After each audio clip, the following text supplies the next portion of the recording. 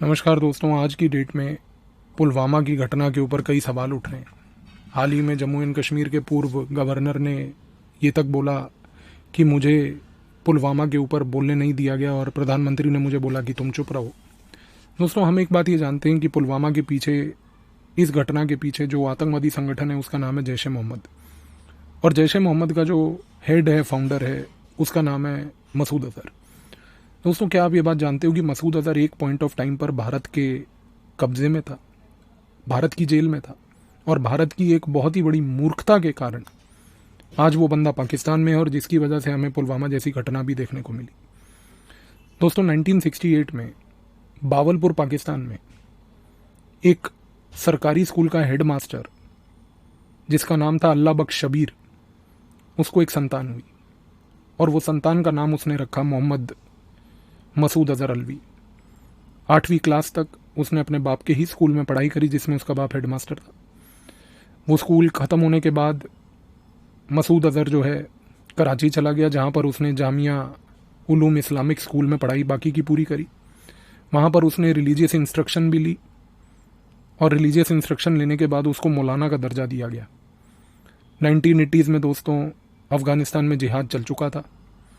America ISI of Pakistan के साथ और रॉयल सऊदी इंटेलिजेंस के साथ मिलकर एक जिहादी कैंपेन चला रहा था सोवियत के खिलाफ।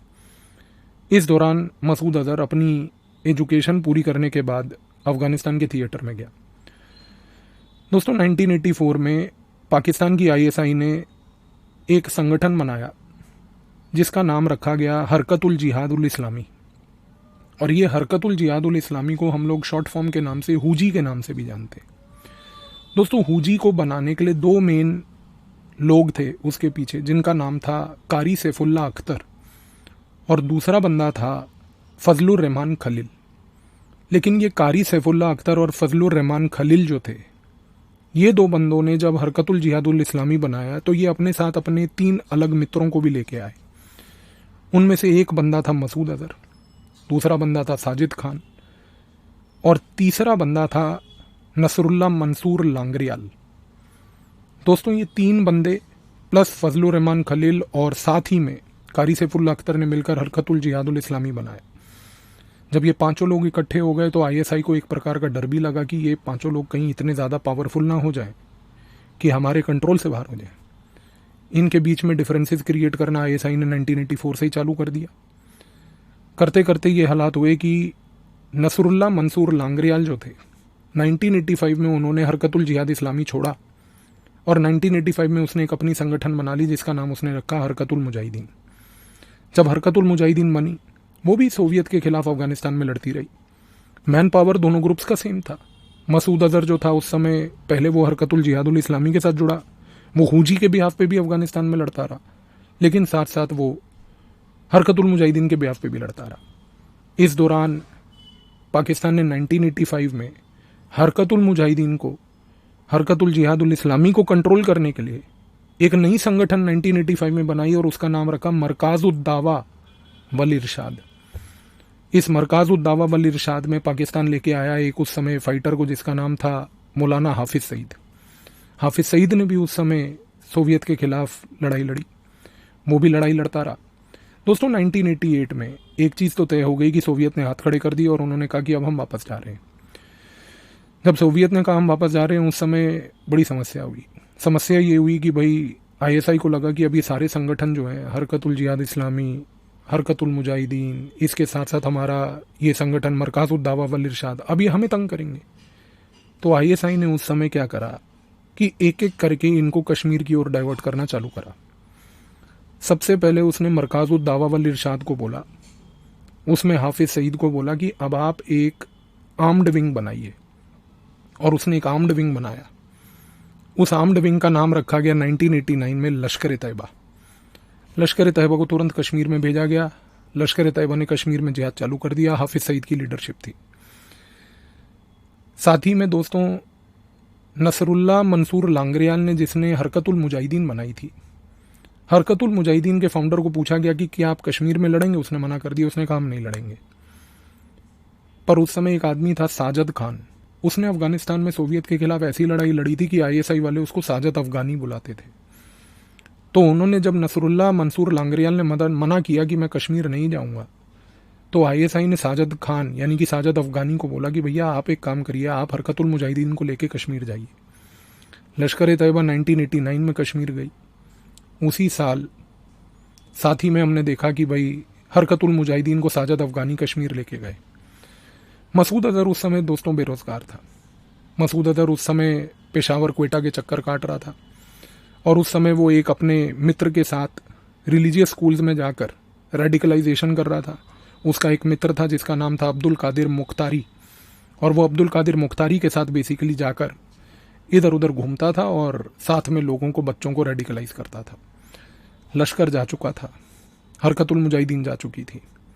इस दौरान 1989-1990 में दोस्तों आईएसआई ऑफ पाकिस्तान ने तीसरा एक संगठन कश्मीर में क्रिएट किया जिसका नाम उन्होंने रखा हिजबुल मुजाहिदीन।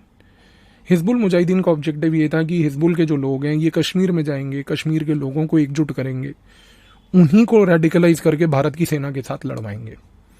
ये भी चलता रहा। दोस्तों 1992 के समय फजलुर रहमान खलील जो थे, जिन्होंने कारी सैफुल्लाह अख्तर के साथ हरकतुल जिहाद इस्लामी बनाई थी, उस बंदे ने आगे आईएसआई को बोला कि यार कारी सैफुल्लाह अख्तर तो बूढ़े हो गए हैं, हुजी आज की डेट में कुछ कर नहीं रहा, तो भैया तुम बताओ हम क्या करें। तो उस समय फजलुर रहमान खलील को बोला आईएसआई के लोगों ने कि आप घबराइए मत, बल्कि आप भी हमारे साथ जुड़िए कश्मीर के जिहाद। फजलुर रहमान खलील ने हुजी से इस्तीफा दिया और वो उसके बाद उसने आईएसआई का हाथ थामा और आईएसआई की मदद से उसने एक संगठन 1993 में बनाया जिसका नाम रखा गया हरकतुल अंसार। पर दोस्तों उस समय जब हरकतुल अंसार बना और जब हरकतुल अंसार ने कश्मीर में जिहाद चालू करने की सोची, तो फजलुर रहमान खलील ने बोला कि भाई मुझे मेरे दो साथी चाहिए जो मेरे साथ अफगानिस्तान के जिहाद में लड़े थे, मैं अकेला नहीं जाऊंगा। तो आईएसआई ने बोला कि बताइए कौन सा साथी चाहिए। उस समय फजलुर रहमान खलील ने बोला कि मुझे चाहिए मसूद अजहर, जो कि हमारे साथ हुजी में इनिशियली जुड़ा था, फिर हरकतुल मुजाहिदीन के साथ भी लड़ता था। और मसूद अजहर उस समय क्वेटा, पेशावर के मदरसों में घूम घूम के बच्चों को रेडिकलाइज कर रहा था। तो मसूद अजहर को उठा के लाए। साथ ही में मसूद अजहर का जो मित्र जिसके साथ मसूद अजहर घूमता था, अब्दुल कादिर मुख्तारी, उसको भी उठा के लाए। और अब्दुल कादिर मुख्तारी, मसूद अजहर, फजलुर रहमान खलील ने, तीनों ने मिलकर आईएसआई के पेट्रोनेज में बनाया 1993 में हरकतुल अंसार। मसूद अजहर को हरकतुल अंसार का जनरल सेक्रेटरी तक बनाया गया। हरकतुल अंसार ने भी जाके कश्मीर में जिहाद चालू करा। दोस्तों जब हरकतुल अंसार कश्मीर में जिहाद कर रही थी उस समय सबसे सरप्राइजिंग चीज़ ये हुई कि आईएसआई को लगा कि यार हरकतुल मुजाहिदीन के लोग पहले तो हरकतुल जिहाद इस्लामी से ही जुड़े थे और हरकतुल जिहाद इस्लामी के लोगों ने हरकतुल अंसार बनाया है। तो उन्होंने सोचा कि इन दोनों संगठनों को यार एकजुट करने की कोशिश करते हैं, बाकी लश्कर हिजबुल मुजाहिदीन के लड़के तो लड़ते रहेंगे। 1994 में आईएसआई ने पाकिस्तान की मसूद अजहर, जो कि हरकतुल अंसार का जनरल सेक्रेटरी था, उसको एक फेक पोर्चुगीज पासपोर्ट बनाकर भारत भेजा और उसको बोला कि आप हरकतुल मुजाहिदीन का जो लीडर साजिद अफगानी है उससे मिलकर हरकतुल अंसार के साथ हरकतुल मुजाहिदीन को जोड़ने की कोशिश कीजिए। दोस्तों फेक पोर्चुगीज पासपोर्ट लेके जब मसूद अजहर इंडिया आया, उसने अपनी इमिग्रेशन प्राप्त करके दिल्ली आया, उसको दिल्ली में दिल्ली के रेलवे स्टेशन पे लेने साजिद अफगानी आया। साजिद अफगानी और मसूद अजहर दिल्ली से ट्रेन में बैठकर जम्मू तक गए। जम्मू में ये लोग उतरे और उतरने के बाद इन्होंने जम्मू से एक बस ली और ये बस लेके अनंतनाग की ओर गए, जहां पर अनंतनाग में कश्मीर में साजिद अफगानी ने अपना घर बनाया हुआ था। दोस्तों अनंतनाग में जब ये लोग बस से उतरे तो बस से उतरने के बाद अनंतनाग के बस स्टॉप से मसूद अजहर और साजिद अफगानी ने एक ऑटो रिक्शा हायर किया और ये ऑटो रिक्शा से वो अपने घर जा रहे थे कि अनंतनाग के घर जाने के रास्ते के दौरान छतरगुल करके एक छोटा सा इलाका अनंतनाग में पड़ता है। उस छतरगुल के इलाके में एक नाकाबंदी पुलिस की चल रही थी। पुलिस की नाकाबंदी के दौरान वो ऑटो को भी रोक के उसमें जांचा गया कि कौन बैठा है, और जब पुलिस ने देखा कि इसमें साजिद अफगानी, मसूद अजहर बैठे हैं, तो पुलिस ने सिर्फ ऑटो को ही नहीं पकड़ा, बल्कि पुलिस ने तुरंत जो वहां पर मिलिट्री का नियर बाय बेस कैंप था उसको इन्फॉर्म किया। आयरॉनिकल सी बात है कि जो मिलिट्री के कमांडिंग ऑफिसर थे उस समय वो वहां पर थे नहीं, बल्कि जब वो इन्फॉर्मेशन पुलिस की तरफ से आई तो मिलिट्री इंटेलिजेंस के चंद अधिकारी वहां पर ऑफिस में बैठे थे। उन्होंने तुरंत अपना ऑफिस छोड़ा, वो छतरगुल इलाके में वो नाकाबंदी के स्पॉट पे पहुंचे, और उस समय उन्होंने मसूद अजहर को और साजिद अफगानी को, दोनों को अरेस्ट कर लिया।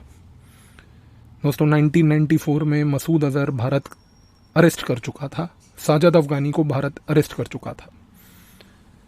हरकतुल अंसार जो ग्रुप था उसमें बहुत खलबली मच गई कि भैया किसी तरीके से मसूद अजहर को छुड़वाया जाए जल्द से जल्द, क्योंकि मसूद अजहर एक बहुत बड़ा प्राइज्ड एसेट है, जनरल सेक्रेटरी थे हरकतुल अंसार का। तो मसूद अजहर ने 1994 में जब वो हिरासत में चला गया तो हरकतुल अंसार ने कोई कसर नहीं छोड़ी उसको छुड़वाने की। और दोस्तों सरप्राइजिंग बात यह है कि 1994 में उस समय हरकतुल अंसार ने मसूद अजहर को छुड़वाने के लिए एक छोटा सा मॉड्यूल क्रिएट किया, और जब उन्होंने एक मॉड्यूल क्रिएट किया उस मॉड्यूल को उन्होंने प्रयोग किया मसूद अजहर को छुड़वाने के लिए।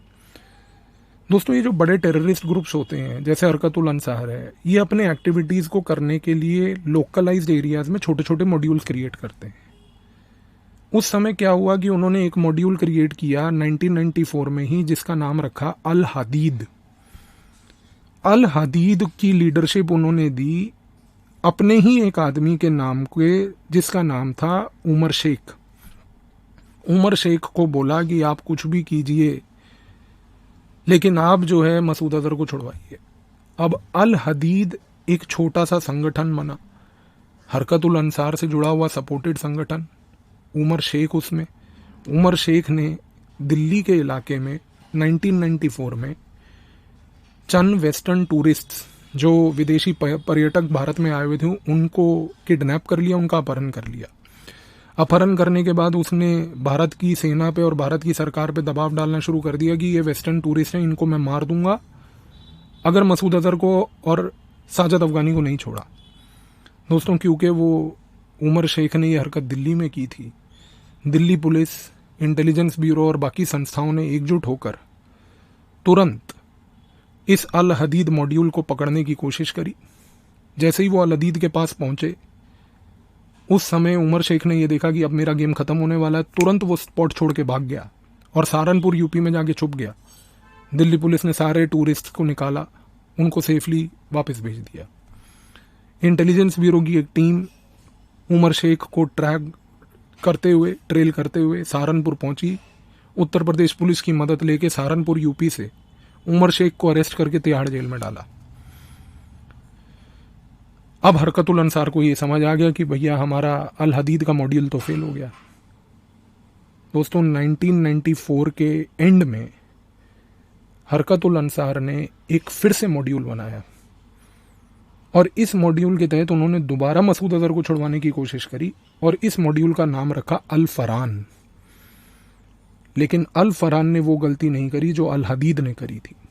अल हदीद ने विदेशी पर्यटकों को, वेस्टर्न टूरिस्ट्स को दिल्ली में किडनैप किया था। अल फरान ने वेस्टर्न टूरिस्ट्स की भरी हुई एक बस को अनंतनाग कश्मीर में पकड़ लिया और वो वेस्टर्न टूरिस्ट्स को किडनैप करके ले गए, उनको अबडक्ट करके ले गए। अब अल फरान के लोगों ने भारत की सरकार के ऊपर दबाव डालना चालू कर दिया कि मसूद अजहर को छोड़िए वरना टूरिस्ट को मार देंगे। दोस्तों उस समय जो बड़ी महत्वपूर्ण चीज़ थी वो ये हुई कि उनमें से कई टूरिस्ट, वेस्टर्न टूरिस्ट जो थे, उनमें से एक दो टूरिस्ट अमेरिका के भी थे। भारत ने तुरंत ये मामला अमेरिका के साथ उठाया और हमने अमेरिका को बोला कि देखिए भाई आपके भी टूरिस्ट इसमें इन्वॉल्व हैं और ये अल फरान जो एक संगठन है ये मसूद अजहर को छुड़वाने के लिए बना है और ये हरकतुल अंसार से जुड़ा है जिसको कंट्रोल पाकिस्तान की ISI करती है। अमेरिका ने तुरंत जो है पाकिस्तान को पकड़ा, पाकिस्तान को बोला कि भैया अगर आपकी संस्था है हरकतुल अंसार तो ये काम नहीं होगा आप तुरंत अल फरहान के लोगों को बोलिए कि हमारे सिटीजन, हमारे नागरिकों को जिनका अपहरण हुआ है उनको छोड़िए। पाकिस्तान की आईएसआई एकदम खलबली में आ गई, उसको भी डर लगने लगा कि अमेरिका का दबाव आ रहा है। उसने हरकतुल अंसार को बोला कि भाई अल फरहान को बोलिए कि कुछ भी करिए लेकिन वहाँ से निकलिए, इससे पहले कि अमेरिका हमें और बदनाम करे। और दोस्तों इस दौरान ये हुआ कि हरकतुल अंसार ने तुरंत अल फरहान को बोला कि आप जो ये टूरिस्ट जिनको आपने अबडक्ट करके रखा है इनको छोड़ दीजिए, इनको किसी और को दे दीजिए। लेकिन किसको दे दीजिए ये बोला ही नहीं। अनफॉर्चुनेटली उस समय क्या हुआ, अल फरहान के लोगों ने अपने एक पुराने साथी को जिसका नाम था गुलाम नबी मीर, उसको पकड़ा और गुलाम नबी मीर को ये सारे टूरिस्ट हैंडओवर करके भाग गए। दोस्तों गुलाम नबी मीर एक हिजबुल मुजाहिदीन का आतंकवादी था, लेकिन 1994 में भारत की जो रिसर्च एंड एनालिसिस विंग है वो हिजबुल मुजाहिदीन को तोड़ने में लगी हुई थी और उसने सक्सेसफुली गुलाम नबी मीर को तोड़ दिया था हिजबुल मुजाहिदीन से। और उसको तोड़ने के बाद उसको एक संगठन में डाल दिया था जिस संगठन को रॉ ने बनाया था, और उस संगठन का नाम था मुस्लिम मुजाहिदीन। तो हिजबुल मुजाहिदीन को काउंटर करने के लिए रॉ बना रही थी मुस्लिम मुजाहिदीन, और मुस्लिम मुजाहिदीन में हिजबुल के ही आदमियों को तोड़ के ला रही थी जिनको हिजबुल के खिलाफ ही लड़वा रही थी। और हमारा ऑब्जेक्टिव रॉ का ये भी था उस समय कि कल को यही मुस्लिम मुजाहिदीन के लोग जब एक तरीके से पूरे के पूरे हिजबुल को न्यूट्रलाइज कर देंगे तो उसके बाद मुस्लिम मुजाहिदीन के लोगों को एक रिवॉर्ड भी देंगे कि इनको जो है चुनाव वगैरह लड़वा के एमएलए बनवा देंगे। गुलाम नबी मीर को इलेक्शन लड़वाने की तैयारी की जा रही थी और सबसे बड़ी बात यह हो गई कि अल फरहान के लोगों ने उस समय ये टेररिस्ट ये जो टूरिस्ट थे इन टूरिस्ट को उठाकर दे दिया गुलाम नबी मीर को। जब अल फरहान ने गुलाम नबी मीर को दे दिया तो सारी मीडिया जो है अटेंशन डालने लग गई मुस्लिम मुजाहिदीन पे। अब मुस्लिम मुजाहिदीन उस समय एक संगठन था दोस्तों जो अंडर कवर चल रहा था क्योंकि उसको रॉ चला रही थी। ये बात उस समय तो नोन ही नहीं थी जो अब ग्रेजुअली बाहर आई। तो उस समय ये हुआ कि रॉ को ये लगा कि भाई मुस्लिम मुजाहिदीन तो बदनाम होगी, हम परेशान हो जाएंगे, और गुलाम नबी मीर जिसको हम बड़े एक प्राइज्ड एसेट था जो हिजबुल मुजाहिदीन से तोड़ के लाए थे, इस बंदे को कंट्रोल करना जरूरी है, इसको रिवॉर्ड देना जरूरी है क्योंकि इसने हिजबुल को तोड़ने में भारत की मदद बहुत की है। अब ये टूरिस्ट जब इनके पास आ गए तो रॉ ने सबसे पहले क्या करा कि उन टूरिस्ट को ग्रेजुअली हटा के वहां से उनको वापस देशों में भेजा और गुलाम नबी मीर को एक सिंपल सी बात बोली कि भैया मुस्लिम मुजाहिदीन की संगठन को करो बंद, अब हम बनाएंगे नया संगठन। और दोस्तों उस समय 1995 में गुलाम नबी मीर को एक नई आइडेंटिटी देने के लिए एक नया ग्रुप बनाया गया, वो भी रिसर्च एंड एनालिसिस विंग की मदद से बना और उसका नाम था पेट्रियोटिक पीपल्स फ्रंट। नई आइडेंटिटी, नए लोग, पेट्रियोटिक पीपल फ्रंट का काम था कि 1995 में वो कश्मीर में चुनाव लड़ेगा और चुनाव लड़ने के बाद हम गुलाम नबी मीर को कहीं ना कहीं अकोमोडेट करेंगे क्योंकि उसने हमारी मदद करी थी हिजबुल मुजाहिदीन को तोड़ने में। अल फरहान ने जो टूरिस्ट को अबडक्ट किया था, टूरिस्ट चले गए, मसूद अजहर अभी तक नहीं गया। 1996 में आईएसआई ऑफ पाकिस्तान ने सोचा कि भैया ये अल हदीद, अल फरहान इन लोगों के बस का नहीं है, अब कोई काम हमें ही करना पड़ेगा क्योंकि अब तो मसूद अजहर का अबडक्शन एक इंटरनेशनल इशू हो गया है। दोस्तों 1996-97 में आईएसआई ने अपने एक ब्रिगेडियर रैंक के अधिकारी को रिस्पॉन्सिबिलिटी दी कि भैया कुछ भी कीजिए, मसूद अजहर को छुड़वाइए इससे पहले कि मसूद अजहर कुछ ऐसा उगल दे कि पाकिस्तान जो बची कुछ इज्जत है मार्केट में वो भी ख़त्म हो जाए। दोस्तों इस कॉन्टेक्स्ट में आईएसआई के इस ब्रिगेडियर रैंक के अधिकारी ने सोचा कि अब जो भी ऑपरेशन हमें मसूद अजहर को रिलीज़ करवाने के लिए करना होगा वो इंडिया के सॉइल पे नहीं हो सकता, वो थर्ड टेरिटरी से होगा। और इस कॉन्टेक्स्ट में दोस्तों ये हुआ कि आईएसआई का वो ब्रिगेडियर रैंक अधिकारी अपनी एक पूरी टीम लेके नेपाल गया। नेपाल में आईएसआई के जो अधिकारी थे, आईएसआई के जो पूरा नेटवर्क था, वो प्लानिंग करने ये लग गया कि हमें नेपाल से भारत जाने के लिए एक एयरक्राफ्ट को हाईजैक करना पड़ेगा।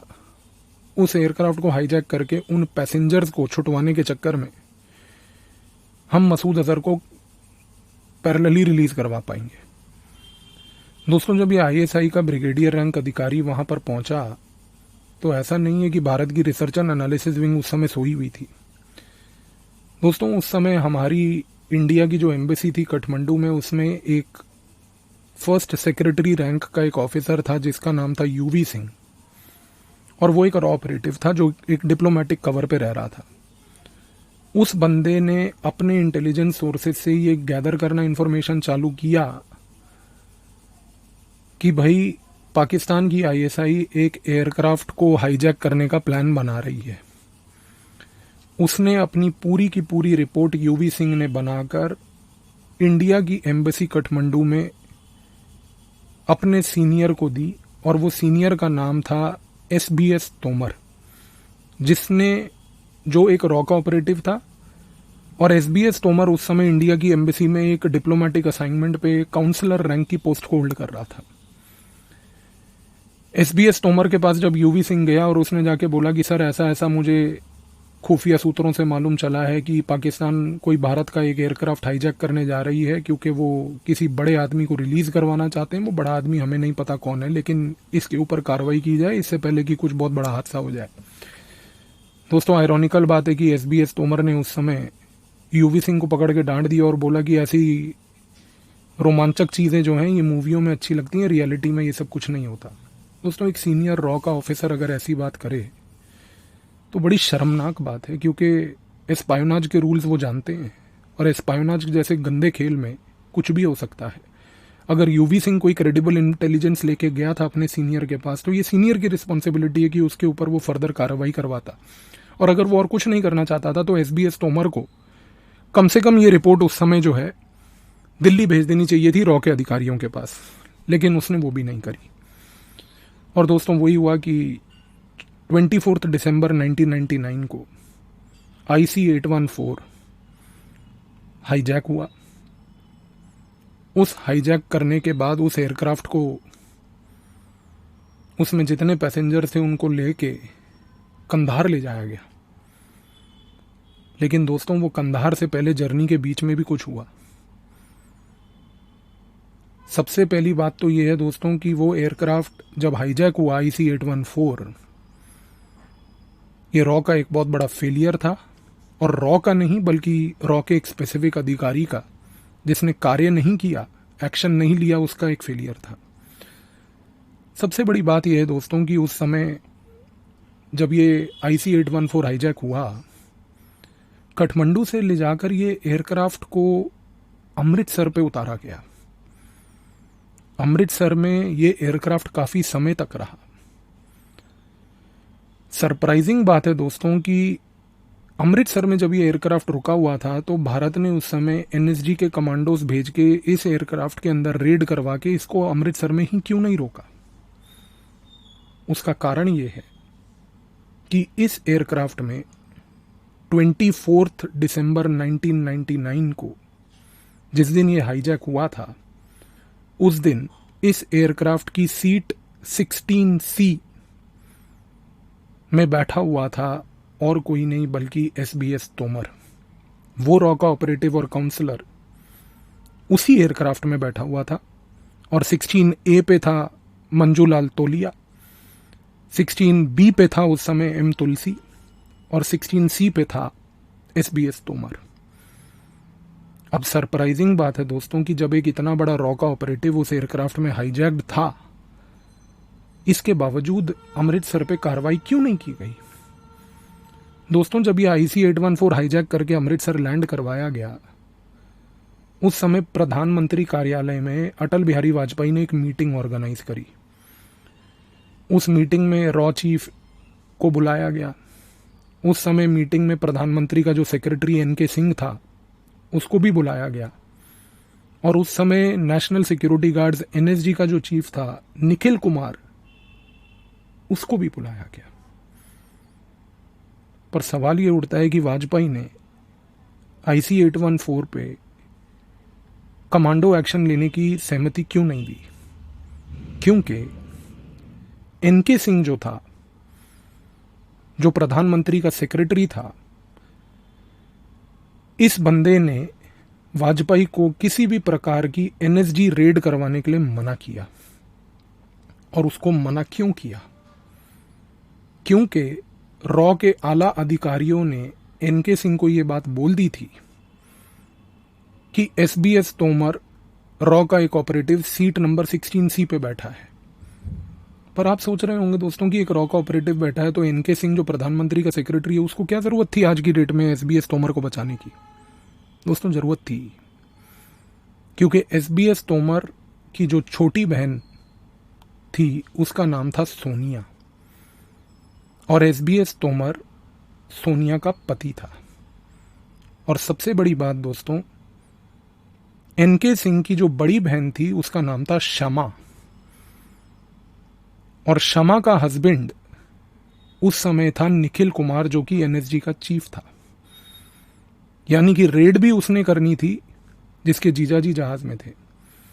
और एनके सिंह जो हैं वो भी अपने ब्रदर इन लॉ को बचाने के लिए उस समय उन्होंने एनएसजी की रेड का ऑथराइजेशन नहीं दिया। ये एयरक्राफ्ट अमृतसर से उड़ा, उसके बाद घूमता घामता दुबई से फाइनली कंधार में जाकर लैंड किया। दोस्तों जब ये एयरक्राफ्ट कंधार पहुंचा, कंधार पहुंचने के बाद उस समय तालिबान की सरकार थी अफगानिस्तान में। तालिबान भारत का एक मित्र है और तालिबान ने उस समय IC-814 को लैंड करने की परमिशन तक नहीं दी थी। तालिबान को लेके एक सेपरेट वीडियो मैं बना ही चुका हूं जिसका डिस्क्रिप्शन में लिंक है, अगर आप देखना चाहें तो उसको देखिएगा कि पूरे तालिबान की स्टोरी क्या है। और मैंने ये जो शब्द का प्रयोग किया कि तालिबान भारत का मित्र है तो वो क्यों है, वो उस पूरे डिटेल्ड वीडियो में मैंने समझाया है, ऑपरेशन तालिबान में। दोस्तों उस समय ISI ऑफ पाकिस्तान ने अपना गोल जो अचीव करना था वो फाइनली किया। IC-814 को कंधार में उतारा। पैसेंजर्स को रिलीज करने के नाम पे उन्होंने भारत को बोला कि आपको उमर शेख और मसूद अजहर को छोड़ना होगा। मजबूरन भारत ने उन पैसेंजर्स की जान बचाने के लिए मसूद अजहर को फाइनली छोड़ा। यहाँ से उस समय जब मसूद अजहर भारत में था उसको उस समय कोट बलावल जेल में रखा हुआ था जम्मू में। कोट बलावल जेल से निकालकर उसको लेकर गए कंधार अफगानिस्तान में उसको हैंडओवर किया ISI को। जब वो मामला खत्म हुआ दोस्तों तो पैसेंजर्स रिलीज हुए। पैसेंजर्स रिलीज होने के बाद IC-814 जहाज फाइनली इंडिया आ गया, वो सब चीज़ अलग हो गई। लेकिन मसूद अजहर जब पाकिस्तान पहुंचा उस समय वो पाकिस्तान का नया नेशनल हीरो बन चुका था। मसूद अजहर ने पाकिस्तान जाके जो सबसे पहला काम किया वो ये किया कि उसने ISI की मदद से एक संगठन बनाया जिसका नाम रखा उसने जैश ए मोहम्मद। जैश ए मोहम्मद 2000 में क्रिएट हुआ। 2000 में क्रिएट होने के बाद जैश ए मोहम्मद ने सबसे पहला भारत के खिलाफ जो रिवेंज लिया वो उसने रिवेंज लिया 2001 में। और उसने वो रिवेंज 2001 में इस तरीके से लिया कि उसने भारत की पार्लियामेंट पे अटैक किया। दोस्तों जब जैश ए मोहम्मद ने भारत की पार्लियामेंट पे अटैक किया तो वाजपेयी की सरकार ने US को बोला कि इन्होंने हमारी डेमोक्रेसी के टेम्पल पे अटैक किया है, हम रिटेलिएट करेंगे।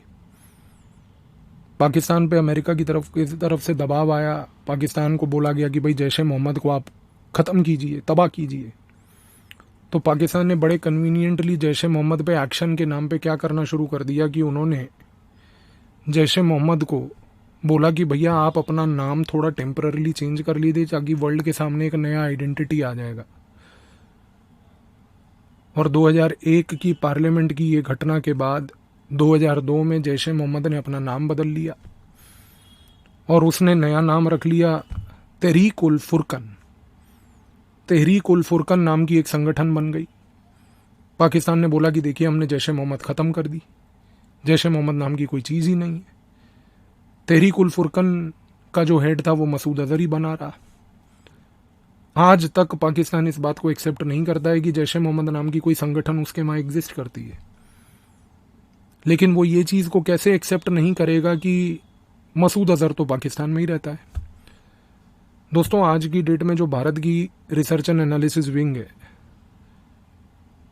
उसने भारत की सरकार को कई बार 2-3 चीज़ें बताई हैं। पहली बात कि जैश ए मोहम्मद तहरीक उल फुरकन के नाम से ऑपरेट कर रहा था। जब तहरीक उल फुरकन का नाम हम लोगों ने दिया अमेरिका को कि देखिए इसने तहरीक उल फुरकन बना रखी है और तहरीक उल फुरकन से अभी ये लोगों को परेशान कर रहा है, तो ISI ने तहरीक उल फुरकन को भी ख़त्म कर दिया। आज की डेट में आईएसआई कहती है अब तो तहरीकुल फुरकन भी नहीं है। सही बात है, नहीं है, लेकिन भारत की रिसर्च एंड एनालिसिस विंग ये बात जानती है और उसने ये बात आज की डेट में भारत की सरकार को बोली है कि मसूद अजहर आज की डेट में जिस संगठन को हेड करता है उसका नाम है खुदमुल इस्लाम। पहली चीज। दूसरी चीज, हमने अमेरिका को कंप्लेंट करी और बोला कि देखिए कि मसूद अजहर के पास तो अभी भी पैसा है, मसूद अजहर अभी भी पैसा लेके टेररिज्म कर रहा है, उसने पठानकोट का एक्टिविटी किया इंडिया में, उसने उसके बाद पुलवामा का एक्ट किया, सारी फाइनेंसिंग इसको आईएसआई दे रही है। तो आईएसआई ने कहा कि भाई पहली बात तो जैश ए मोहम्मद नहीं है, तहरीकुल फुरकन नहीं है। हमने कहा अगर तहरीकुल फुरकन नहीं है, जैश ए मोहम्मद नहीं है, तो खुदमुल इस्लाम है, इसको एक्सेप्ट करो। वो नहीं मानते, ऐसा कुछ नहीं है। दोस्तों, आज की डेट में आईएसआई ऑफ पाकिस्तान, हमारी रॉ ये जानती है कि आज की डेट में आईएसआई ऑफ पाकिस्तान ने अल रहमत ट्रस्ट बना रखा है पाकिस्तान के अंदर। अल रहमत ट्रस्ट एक चैरिटेबल ट्रस्ट का एक फेस लेके घूमता है, लेकिन ये चैरिटेबल ट्रस्ट नहीं है, ये खुदमुल इस्लाम का एक फ्रंट ऑर्गेनाइजेशन है। और खुदमुल इस्लाम का ये जो फ्रंट ऑर्गेनाइजेशन है अल रहमत ट्रस्ट, आज की डेट में सारी की सारी financing including the financing for Pulwama Al Rahmat trust की तरफ से मसूद अजहर को हुई थी। और सबसे बड़ी बात दोस्तों, आईएसआई कहती है कि भाई खुदमुल इस्लाम नाम का, पाकिस्तान इस बात को चाहे एक्सेप्ट ना करे कि उनके यहाँ पर मसूद अजहर नाम का कोई व्यक्ति रहता है या नहीं रहता, लेकिन ये बात तय है दोस्तों कि आज की डेट में पाकिस्तान इस चीज़ को डिनाई नहीं कर सकता कि रॉ ने ये इंटेलिजेंस कई बार पाकिस्तान के साथ और अमेरिका के साथ शेयर की है कि उनके बावलपुर और रहीमर खान इलाके के बीच, जहाँ पर पाकिस्तान ने अपनी 31 कोर को डिप्लॉय करके रखा है, जिसका हेडक्वार्टर है, उस 31 कोर के हेडक्वार्टर से सिर्फ 8 किलोमीटर दूर पाकिस्तान की ही आईएसआई ने जामिया मस्जिद सुबहान अल्लाह बनाई है। और ये जामिया मस्जिद सुबहान अल्लाह आज की डेट में मसूद अजहर का घर है। और ये 31 कोर पाकिस्तान की जो डिप्लॉयड है, जहाँ पे उसका हेडक्वार्टर्स तक है, आज की डेट में ये उससे केवल 8 किलोमीटर दूर है। पाकिस्तान इस झूठ को कब तक छुपाता रहेगा? दोस्तों, आज की डेट में ये संगठन खुदमुल इस्लाम 3 अलग प्रकार की मैगजीन्स निकालता है सोसाइटी में। पहली मैगजीन है अल कलम। अल कलम पाकिस्तान में आए गए दिन नॉर्मल मैगजीन की तरह बिकती है। इस मैगजीन में जो रॉ के अधिकारी वहाँ से उठा के भारत लाते हैं, हमें ये मालूम चलता है कि खुदमुल इस्लाम के दिमाग में, मसूद अजहर के दिमाग में क्या चल रहा है, वो किस तरीके की प्लानिंग कर रहा है। दोस्तों, आप जानकर ये हैरान हो जाएंगे कि खुदमुल इस्लाम आज की डेट में एक और मैगजीन निकालती है जिसका नाम है आइशतुल्लाह बिनात, और ये वुमन के लिए निकाली गई है, जिसमें पाकिस्तानी वुमन को ये मैगजीन दी जाती है और उनको बोला जाता है, मोटिवेट किया जाता है कि आप अपने बच्चों को जिहाद लड़ने के लिए भेजिए कश्मीर। और तीसरी, ये बच्चों के लिए भी इन्होंने एक मैगजीन निकाली है जिसका नाम है मुसलमान बच्चे। आज की डेट में ये मैगजीन भी खुलेआम पाकिस्तान में बिकती है, जिसमें कई बार एडिटोरियल्स तक मसूद अजहर खुद लिखता है। दोस्तों, पाकिस्तान मसूद अजहर की एग्जिस्टेंस को कब तक डिनाई करेगा? एक ना एक दिन उसको ये बात को एक्सेप्ट करना ही होगा कि मसूद अजहर, जैश ए मोहम्मद, खुदमुल इस्लाम, आप जो मर्जी नाम रख लीजिए, ये संगठन आप ही के यहाँ बैठा है और ये संगठन भारत को तोड़ने के लिए ही बैठा है। पुलवामा का अटैक इसी संगठन ने किया है। पाकिस्तान इस चीज़ को एक्सेप्ट करके अगर भारत से माफ़ी मांगे तो ही आज की डेट में कुछ हो सकता है, वरना आज की डेट में पाकिस्तान जैसे देश का कुछ नहीं होगा। धन्यवाद।